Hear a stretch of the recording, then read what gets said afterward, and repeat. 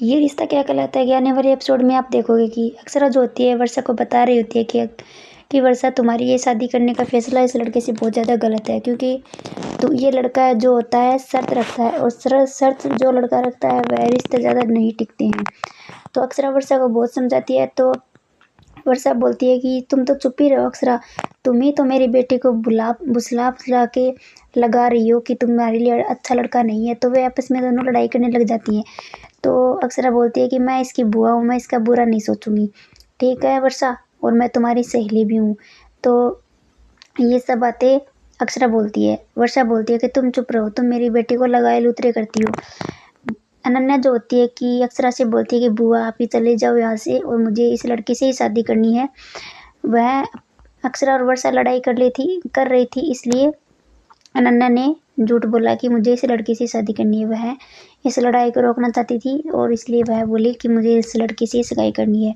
घर वाले सभी लोग शादी की तैयारी कर रहे होते हैं, सगाई की कर रहे होते हैं, और इधर जो होती है दिव्यानी बहन और बुआ दादी जो होती हैं तारा की बुराई कर रही होती है। तो तारा नक्श जो होता है उसकी सुन लेता है, और नक्श बोलता है कि दादी आपकी ये आदत गई नहीं है, आदत अच्छी नहीं है दूसरों की बुराई करना।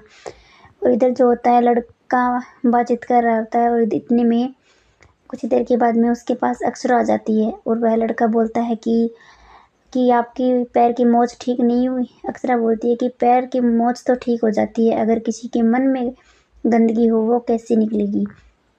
तो वो लड़का समझ जाता है कि हाँ कुछ ना कुछ मेरे बारे में ही बोल रही है। तो अक्षरा जो होती है बोलती है कि तुम्हारी ये फैसला बहुत ज़्यादा गलत है। उस लड़के से बोलती है कि तुमने ना अनन्या के बीच में शर्त रखी है कि तुम पतली होगी तभी मैं शादी करूँगा, नहीं तो सिर्फ सगाई करूँगा। ये सारी बातें अक्षरा जो होती है उसका पर्दाफाश सभी रिश्तेदारों और घर वालों के बीच में कर देती है।